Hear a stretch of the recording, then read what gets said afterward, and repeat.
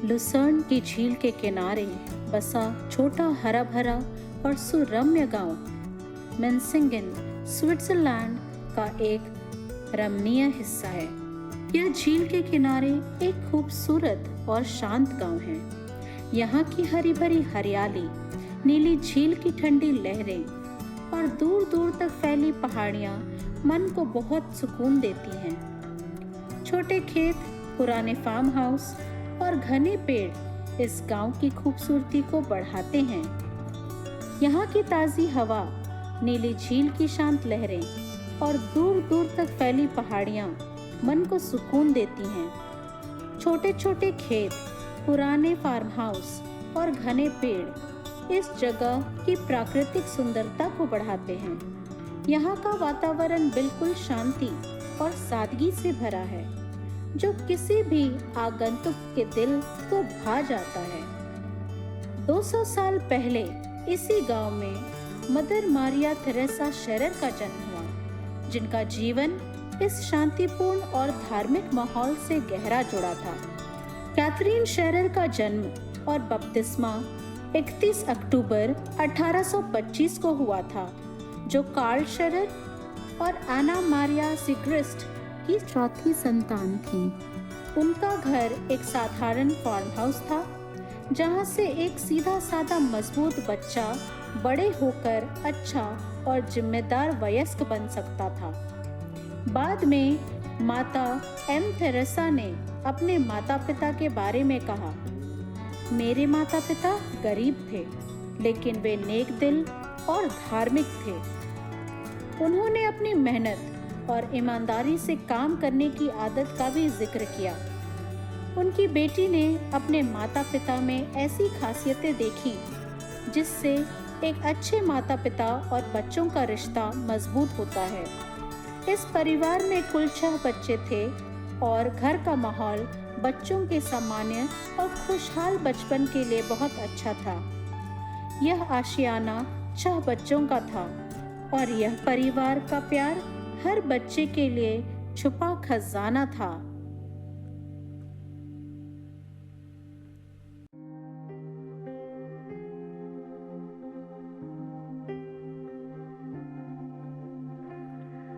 Catherine दिखाई नहीं दे रही।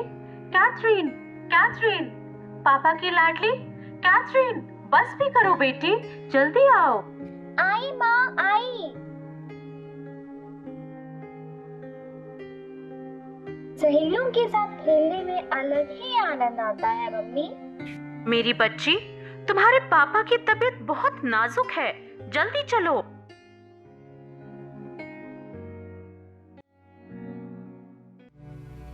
पापा, मम्मी, पापा को क्या हो गया है? उठो ना पापा, जल्दी उठो। कार्ल, देखो, तुम्हारे सारे बच्चे तुम्हारे पास हैं। एक बार तो आंखें खोलो, कुछ तो बोलो। अन्ना, शायद मेरी अंतिम घड़ी आ गई। मुझे तुम सबको छोड़कर जाना पड़ेगा। तुम बच्चों का ख्याल रखना।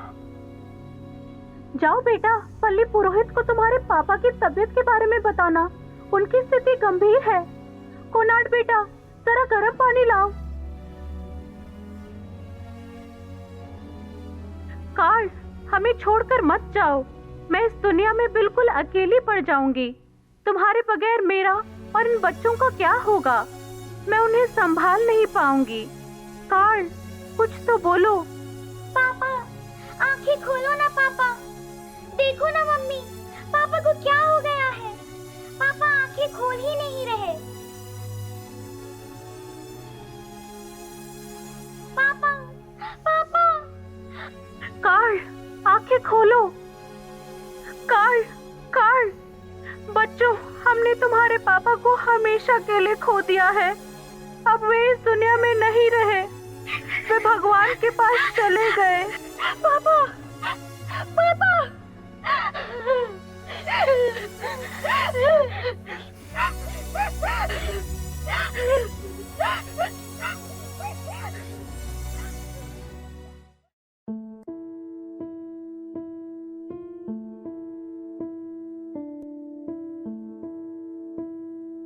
एना, कार्ल के अचानक मरने से हम सभी हैरान और दुखी हैं। उसका इस दुनिया से जाना परिवार के लिए बहुत बड़ी हानि है।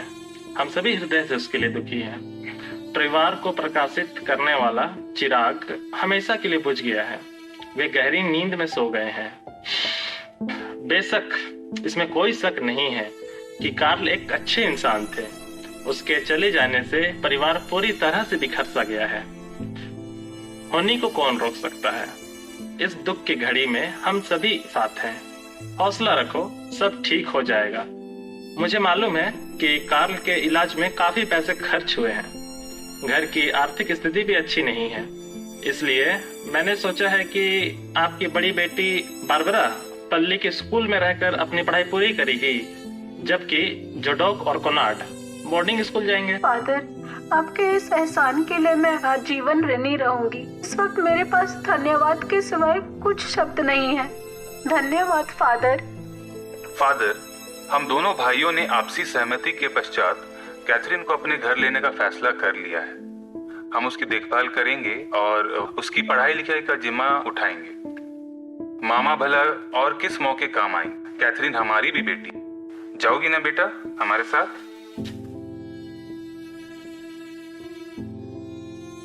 मैं आप दोनों भाइयों के अच्छे विचारों से बहुत प्रभावित हूँ।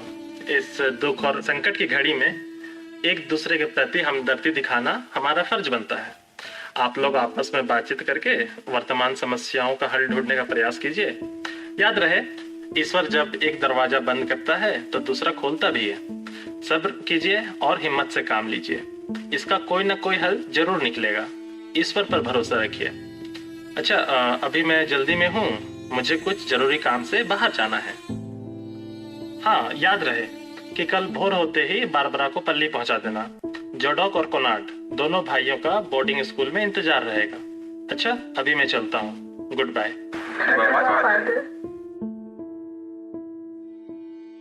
दीदी, जीजा काल के साथ जो भी हुआ अच्छा नहीं हुआ। हमें इसका अफसोस है। हमारी गहरी संवेदना और सहानुभूति तुम्हारे साथ है। इस दुख की घड़ी में हम दोनों भाई तुम्हारे साथ ढाल बनकर खड़े हैं। तुम हरगिज यह मत सोचना कि इस दुनिया में अकेली हो। हम वचन देते हैं कि हम तुम्हारे साथ हैं। जहां तक बच्चों की परवरिश की बात है, बारबरा पल्ली में रहकर पढ़ाई करेगी और दोनों लड़के बोर्डिंग में रहेंगे। वे अपनी पढ़ाई जारी रखेंगे। दीदी, धन्यवाद फेलिक्स और जोसेफ। मैं तुम जैसे भाइयों को पाकर अति गौरवान्वित महसूस करती हूँ। तुम धन्य हो। तुमने आज मुझे टूटने से बचा लिया। ठीक है भाई, मैं इन दोनों नन्हों को अपने पास रखूंगी। माँ, तुम बिल्कुल परेशान मत हो। हम बोर्डिंग स्कूल में मन लगाकर पढ़ाई करेंगे। हाँ माँ, हम बोर्डिंग स्कूल जाएंगे। और मैं भी चली जाऊंगी मम्मी। दीदी, और आज ही हम कैथरीन को अपने साथ ले जाएंगे। मुझे नहीं जाना, मैं नहीं जाऊंगी। मेरी अच्छी बच्ची, अच्छे बच्चे रोते नहीं हैं। चुप हो जाओ। आखिर तुम्हें दूर नहीं जाना है। तुम्हें तो मामा के घर ही जाना है। नहीं जाऊंगी मम्मी, नहीं जाऊंगी। मामा के घर नहीं जाऊंगी। मैं तुम्हारे साथ ही रहूंगी। पापा, हाँ मेरे पापा।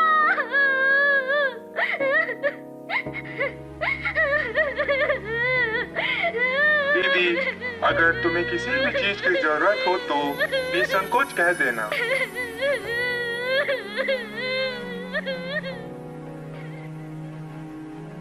मैं मजबूर हूँ बच्चों। मैं कैसे तुम लोगों को पढ़ा लिखा सकती, खिला पिला सकती। माँ, मत रो, मत रो। माँ, सब्र रखो। धीरे धीरे सब सामान्य हो जाएगा। मैं अपने दिल को पत्थर बनाकर तुम सबको यहाँ वहाँ भेज रही। अगर तुम्हारे पिताजी जिंदा होते तो शायद ऐसी नौबत नहीं आती। मैं मजबूर हूँ बच्चों, मेरे प्यारे बच्चों, मैं मजबूर हूँ।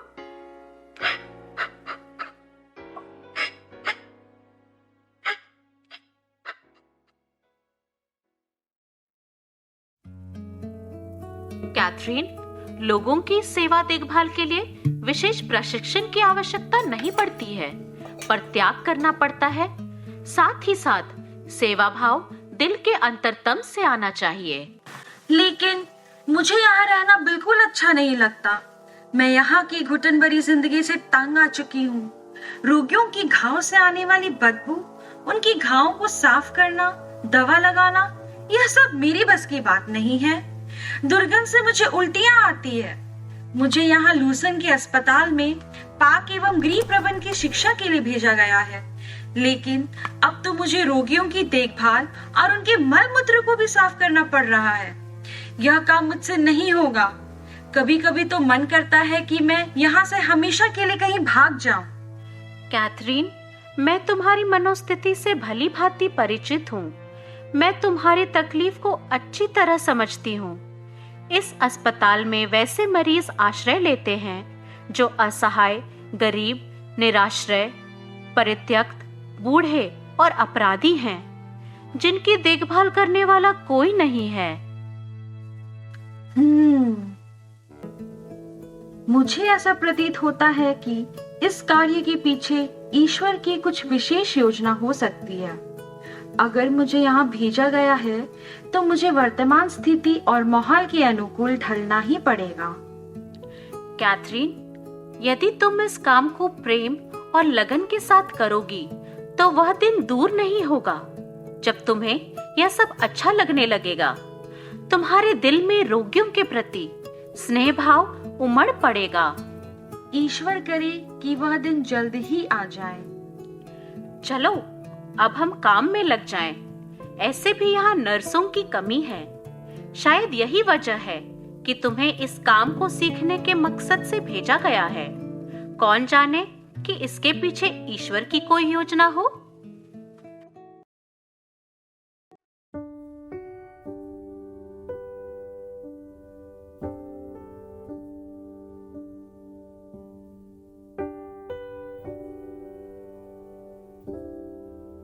हे प्रभु यीशु, आपको सहृदय धन्यवाद। अब समय बीतने के साथ रोगियों की सेवा करने में मुझे आनंद की अनुभूति हो रही है। प्रभु, मेरा भविष्य आपके हाथों में है। लूसन के इस अस्पताल में काम करते हुए मेरे 3 वर्ष पूरे होने को हैं। इन 3 वर्षों के दरमियान मैंने बहुत कुछ सीखा है, जैसे रोगियों की सेवा शुश्रूषा करना, उनको सांत्वना देना तथा ईश्वरीय प्रेम को बांटना। यहाँ रहते हुए मैंने आत्मत्याग और अपनी भावनाओं पर काबू रखना सीखा है। अब मैं प्रार्थना के लिए अधिक समय देने लगी हूँ। मुझे लगता है कि प्रार्थना में ताकत है। मैं समझ गई हूँ कि संसार की मोह माया के दलदल में फंसकर जीवन में मैं कभी भी सुखी नहीं रह सकती हूँ। हे प्रभु यीशु, आप ही मेरे जीवन के स्वामी हो। आप ही मेरे मार्गदर्शक हो। मुझे आपकी इच्छा के अनुरूप अपनी जीवन रूपी नैया को चलाना है। मुझे लगता है कि मैं फादर एडवर्ड से अपनी भावी जिंदगी के बारे में खुलकर बात करूं, अपनी योजनाओं को बताऊं और उनसे सलाह लूं।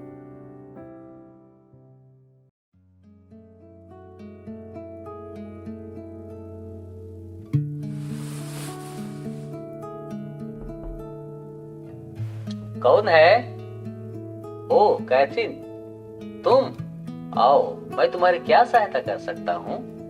गुड मॉर्निंग फादर जी, मुझे आपसे कुछ जरूरी बात करनी है। हाँ हाँ कहो। चलो बैठकर बात करते हैं। फादर जी, आप मेरे मार्गदर्शक हो। आप मेरे बारे में बहुत कुछ जानते हो। आज मैं आपसे अपने भविष्य के बारे में खुलकर बातें करना चाहती हूँ और आपसे सलाह लेने आई हूँ। हाँ कैथरीन, बोलो, क्या कहना चाहती हो? फादर जी, मेरी चंचलता को देखते हुए कुछ लोगों का मानना है कि मैं जल्द ही शादी के बंधन में बंध जाऊंगी, लेकिन सच्चाई तो यह है कि शादी की बातें मेरे मन में अब तक आई नहीं है। शुरू में मेरी इच्छा धर्म संज्ञ जीवन की ओर बिल्कुल नहीं थी, लेकिन लूसन के अस्पताल में 3 वर्षों तक रोगियों के साथ काम करते करते मेरा झुकाव बेसुर होने लगा है।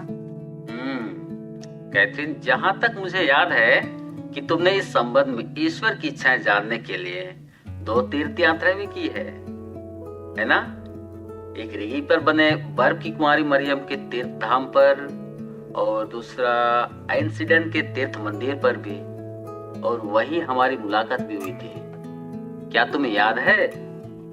हाँ फादर, बिल्कुल याद है। उस समय मैंने आपसे फ्रांस की प्रोविंस की धर्म बहनों की संस्था में प्रवेश करने की बात की थी ना? ये धर्म बहनें लूसन में अनाथालय का संचालन करती हैं। हाँ, तुमने सही कहा। इस संस्था का मुख्यालय फ्रांस में है। बाकी बातें चाय की टेबल पर करते हैं। जी फादर जी।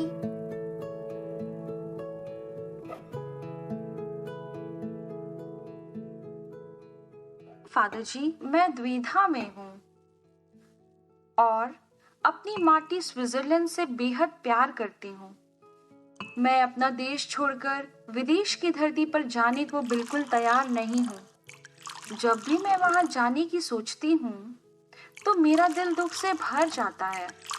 मैं अपनी मातृभूमि और अपने प्रियजनों को छोड़कर कहीं और जाना नहीं चाहती। ओह हाँ, मैं तो भूल ही गया था कि मेरे एक कापुचिन मित्र स्वामी थियोडोसियस फ्लोरेंटिनी स्विट्जरलैंड में ही ऐसी संस्था स्थापित करने की सोच रहे हैं जहां पर हमारी युवतियां सेवा कर सके। अब तुम्हें विदेश जाने की कोई आवश्यकता नहीं है। फादर जी, ये तो मेरे लिए बहुत अच्छी बात है। हाँ, मेरी जानकारी के मुताबिक अब तक करीबन 3 लड़कियां इस नई संस्था में उम्मीदवार के रूप में प्रवेश ले चुकी हैं। फादर जी, आपसे मेरी एक नम्र निवेदन है कि आप मेरे विषय में फौरन स्वामी थियोडोसियस को सूचित कर दीजिए। मुझे ऐसा लग रहा है मानो मुझे मेरी मंजिल मिल गई हो। मैं बेहद खुश हूँ कि अब मैं स्विट्जरलैंड में रहकर ही धर्म संगे जीवन व्यतीत कर पाऊंगी। मैं उन्हें तुरंत एक पत्र लिखकर सूचित करता हूँ कि तुम इस संस्था में कार्य करने को इच्छुक हो। धन्यवाद फादर जी। मुझे यकीन है कि आपका मार्गदर्शन और कीमती समय कभी बेकार नहीं जाएगा और मुझे मेरी मंजिल तक पहुंचने में मददगार साबित होगा। कैथरीन, तुम्हारी मनोकामना पूरी हो।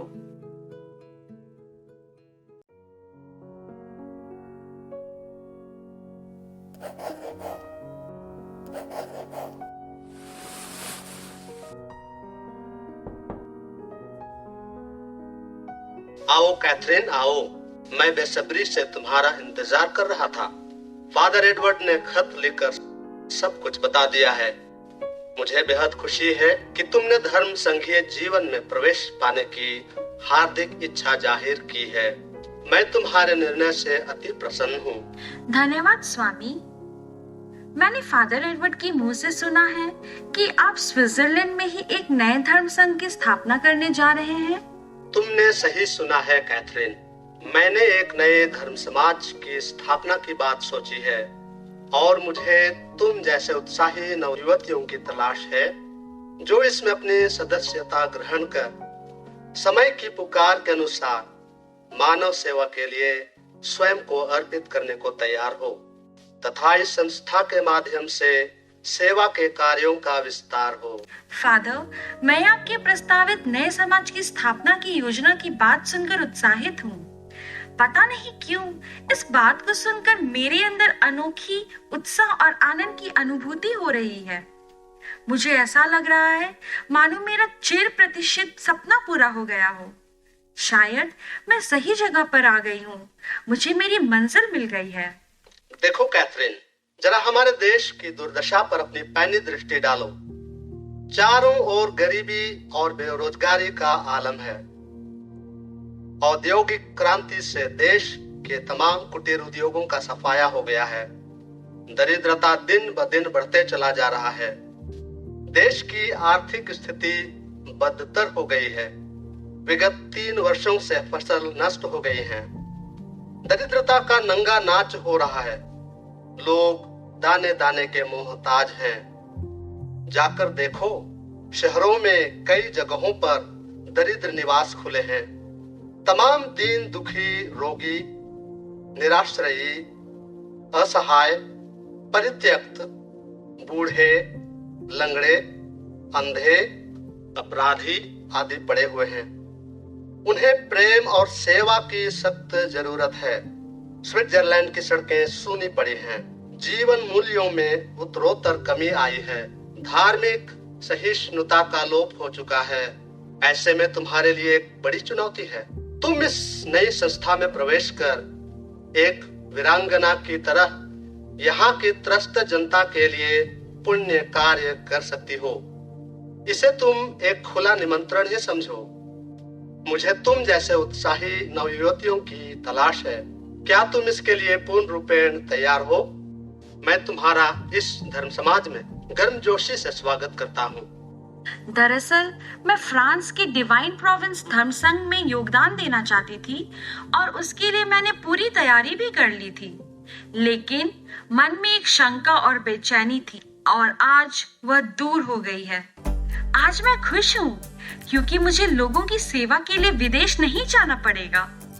मैं अपने ही देश में रहकर सेवा का कार्य कर सकती हूँ। मैं तुम्हारे साहसिक निर्णय की सराहना करता हूँ। तुम जितना जल्दी आ सकती हो आ जाओ। वहाँ पहले से ही 3 नवदीक्षित धर्म बहनें आ चुकी हैं। मैं तुम्हें एक उम्मीदवार के रूप में स्वीकार करता हूँ। फादर जी, मुझे आपकी प्रार्थना की जरूरत है ताकि मैं बिना किसी रुकावट के आपके नए संघ में प्रवेश कर सकूं। तुम्हारी मनोकामना पूरी हो। प्रभु तुम्हें आशीष दे।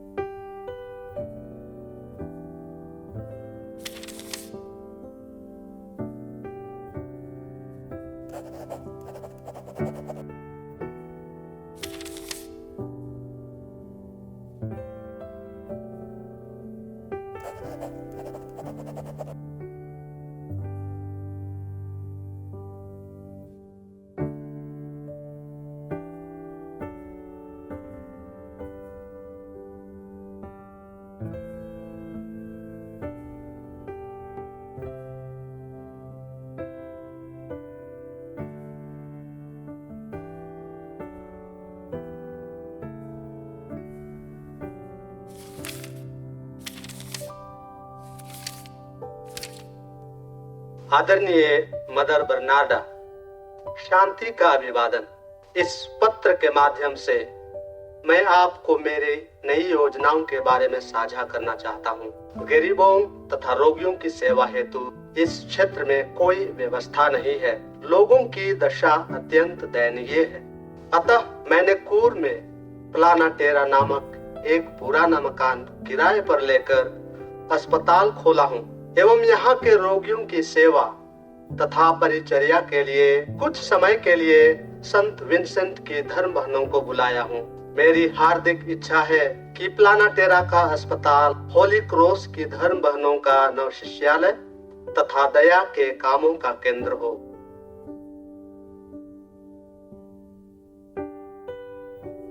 अतः मुझे ऐसे धर्म बहनों की आवश्यकता है जिसमें बुद्धिमता और योग्यता के साथ साथ अदम्य साहस और उत्साह हो।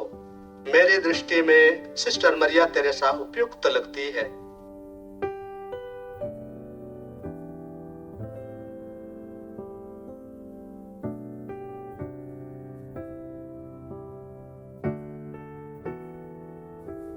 अतः मरिया तेरेसा को इस नए कार्य के लिए शिक्षिका के कार्य से मुक्त करें। ईश्वर आपको आशीष प्रदान करे। धन्यवाद। आपका स्वामी थियोडोसियस फ्लोरेंटिने।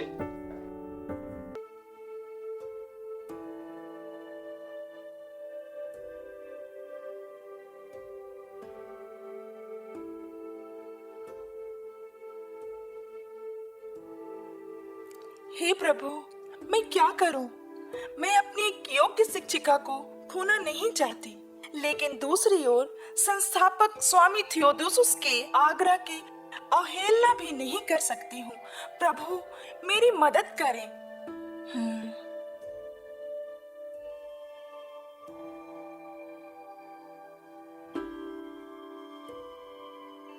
मुझे ईश्वर की इच्छा समझकर सिस्टर मरिया तेरेसा को इस नए काम के लिए भेजना ही पड़ेगा।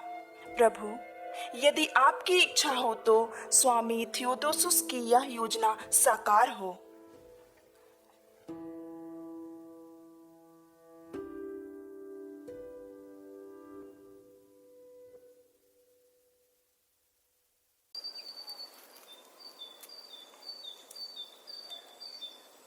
ओह तेरेसा, तुमसे कुछ महत्वपूर्ण विषयों पर बात विमर्श करना अति आवश्यक है। मैं तुम्हारी तत्परता एवं उत्साह से प्रभावित हूँ और यही मेरे लिए शुभ संकेत है। मदर बर्नाडा के कहने पर मैं यहाँ आ गई। स्वामी जी, अब मैं और अधिक गहराई से समझने लगी हूँ कि आज्ञा पालन ही धर्म संघियों का एक महान शिक्षक है। शाबाश तेरेसा, मुझे ऐसे ही धर्म बहनों की आवश्यकता है जो इस संघ को अपने समर्पण, सेवा, त्याग और बलिदान से मजबूती दे सके। चलो बैठते हैं। तेरेसा, मैंने यहाँ पूर्व में प्लानोटेरा नामक एक पुराना मकान किराए में लेकर अस्पताल खोला है, जहाँ रोगियों की सेवा तथा परिचर्या के लिए संत विंसेंट की धर्म बहनों को कुछ दिनों के लिए बुलाया हूँ। सेवा कार्यों की अभिलाषा मेरे हृदय में मथ रही है। बहुत सारी योजनाएं मन में घूम रहे हैं।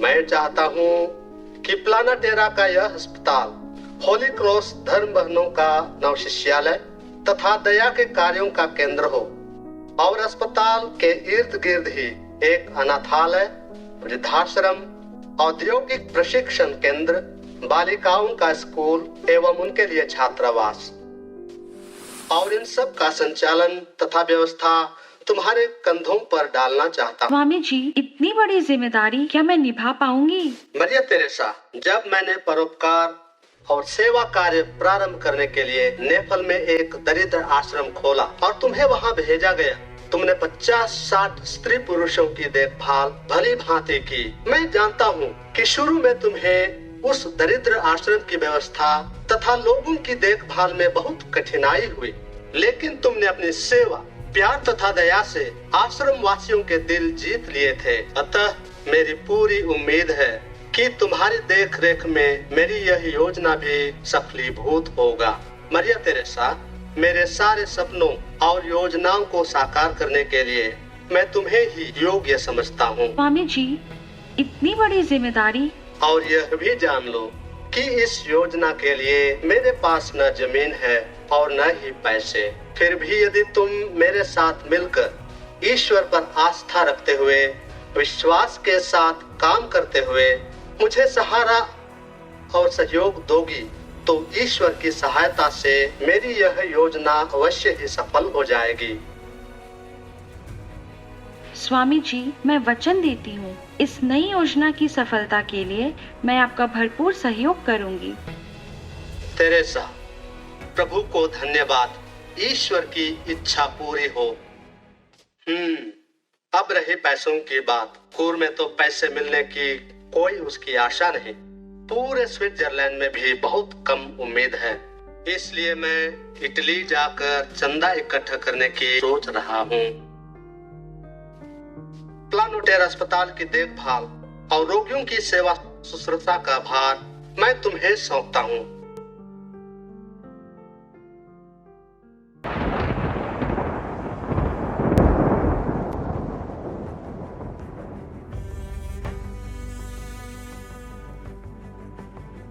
प्रभु, मैंने कभी सोचा नहीं था कि संघ का विभाजन होगा। स्वामी थियोडोसियस के संरक्षण में बच्चों की शिक्षा, गरीबों एवं रोगियों की देखरेख, अनाथों एवं शारीरिक मानसिक रूप से विकलांगों की सेवा हो रही है। दया की धर्म बहनों के लिए न केवल स्विट्जरलैंड से बल्कि अन्य देशों से इच्छुक लड़कियां प्रवेश ले रही हैं, लेकिन मदर बर्नाडा की इच्छा है कि टीचिंग सिस्टर्स एवं कूर के हॉस्पिटल के अंतर्गत कार्य करने वालों को अलग किया जाए तथा दोनों स्वतंत्रता पूर्वक अलग अलग ढंग से संचालित हो, और मैं दोनों के विचारों के बीच पिसती जा रही। ओह, मैं विभाजन की कल्पना तक नहीं कर सकती हूँ प्रभु। मैं बहुत तनाव में जी रही हूँ, मुझे राह दिखाइए। मैं क्या करूं?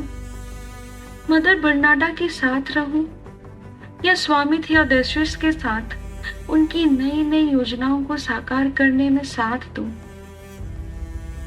प्रभु, आपकी ही इच्छा पूरी हो।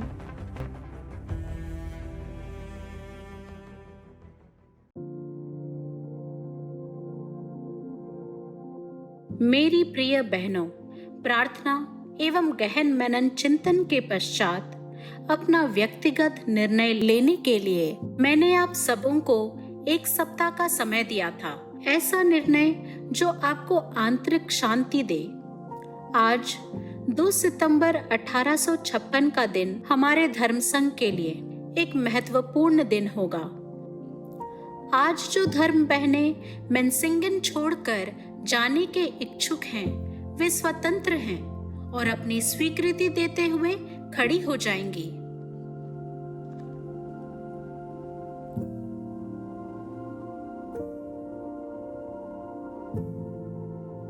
मैं आप सबों को यह भी बतलाना चाहती हूँ कि संस्था के विभिन्न कार्यों को देखते हुए कूर के धर्माध्यक्ष ने 18 अगस्त 1856 को संघ के विभाजन के लिए अपनी पूरी स्वीकृति देते हुए पत्र दे दिया है।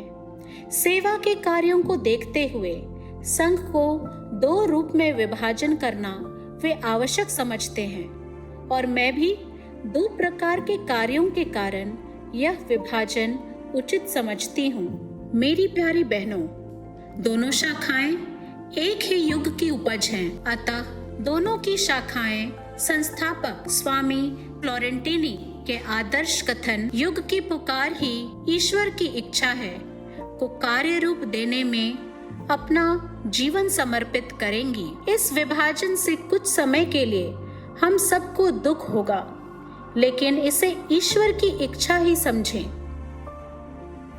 मैं यह भी आश्वासन देती हूँ कि जो मेन्सिंगन में ठहर जाएंगी उन्हें पूर्व की भांति देखभाल तथा संरक्षण प्राप्त होगा, तथा जो इंगन बोल जाने की इच्छा प्रकट की हैं उनको हमारी ओर से शुभकामना तथा प्रार्थनाएं अर्पित करते हैं। मैं आप सबों को यह भी सूचित करना चाहती हूँ कि सिस्टर मरिया तेरेसा शेरर ने लिखित रूप से स्वामी थियोडोसियस का साथ देने की इच्छा प्रकट की है।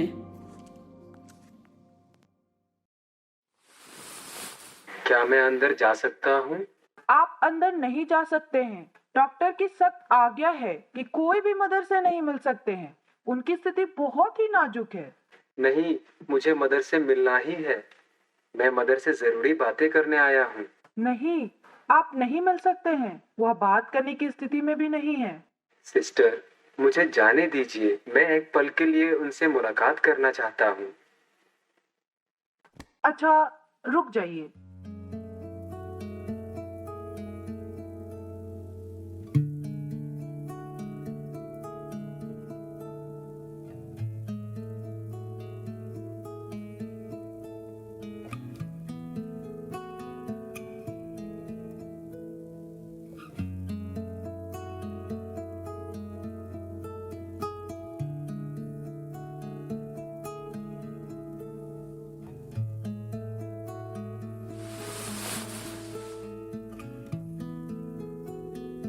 आप अंदर आ सकते हैं।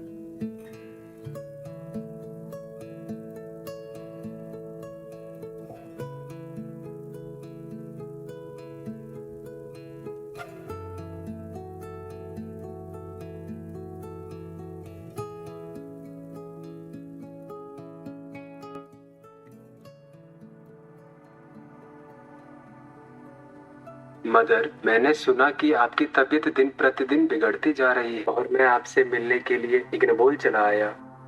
मैं आपसे माफी मांगना चाहता हूँ क्योंकि मैंने आपको बहुत तकलीफ दिया था। बेवजह झूठी बातों को स्थानीय पत्रिका में आपके विरुद्ध प्रकाशित करके आपको तथा संस्था को बदनाम किया था। मैं आपकी ख्याति तथा आपके द्वारा अनेकों परोपकार के कार्यों को देखते हुए मेरे हृदय में ईर्ष्या और द्वेष पनप रहा था। मुझे माफ कीजिए।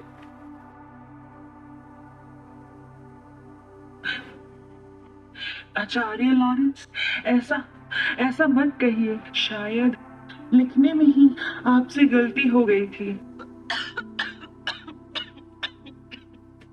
आचार्य जी, मदर बोलने में बिल्कुल असमर्थ है। आप बाहर जाइए।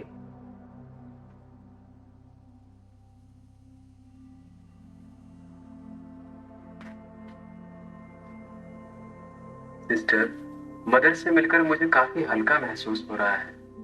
ऐसा लग रहा है मानो मेरे हृदय से एक भारी बोझ हट गया और अब मुझे शांति की अनुभूति हो रही है।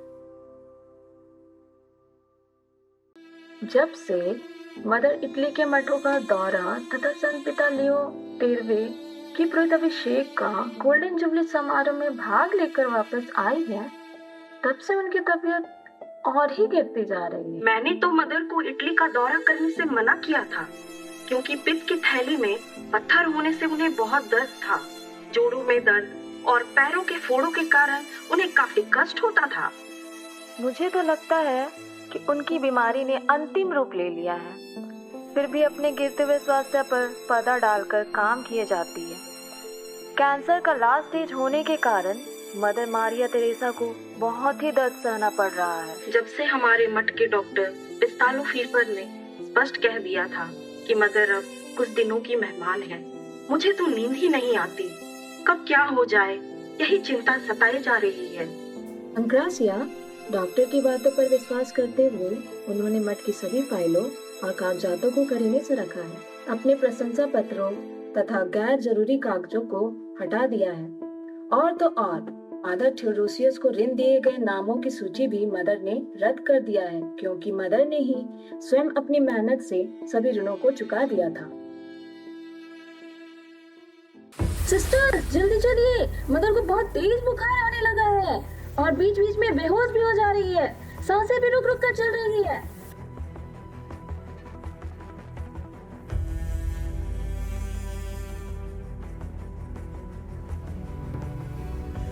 Mother, mother. आक्रासिया, रामपा, मुझे प्रभु बुला रहे हैं।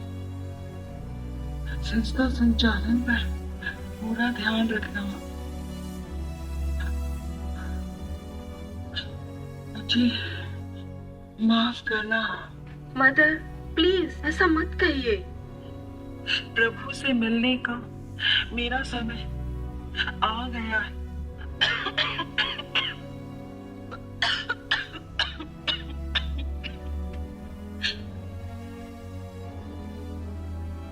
अधूरे कामों को पूरा करना, सभी धर्म बहनों का ख्याल रखना, विदेश में रहने वाले धर्म बहनों से खत द्वारा संपर्क बनाए रखना,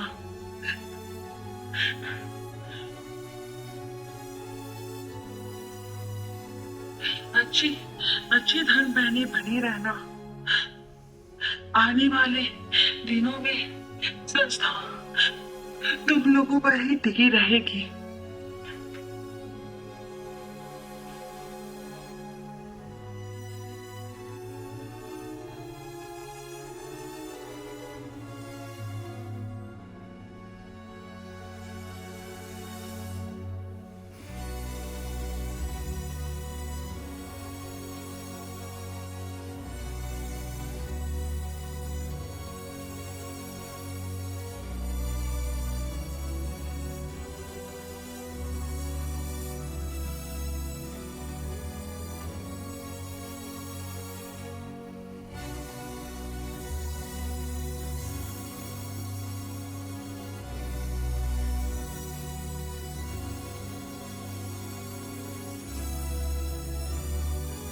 मदर शायद कुछ कहना चाहती है।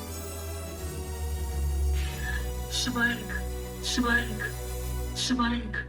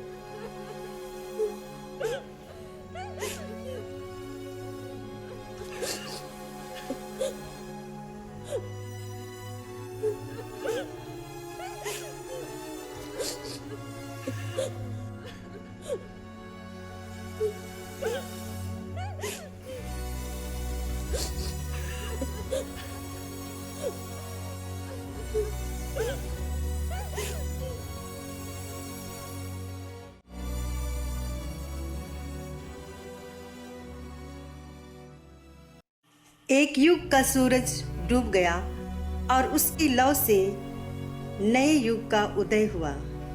आज पवित्र क्रूस की दया की धर्म बहनें दुनिया के कोने कोने में मदर तेरेसा शेरर के आदर्शों पर चलकर विभिन्न कार्यों के माध्यम से हजारों लोगों को अपनी सेवाएं दे रही हैं। आज हमारी यह संस्था 16 देशों के 290 संस्थानों में 2250 धर्म बहनें अपनी सेवा दे रही हैं और भारत में 191 संस्थानों में 1084 धर्म बहनें अपनी सेवा दे रही हैं।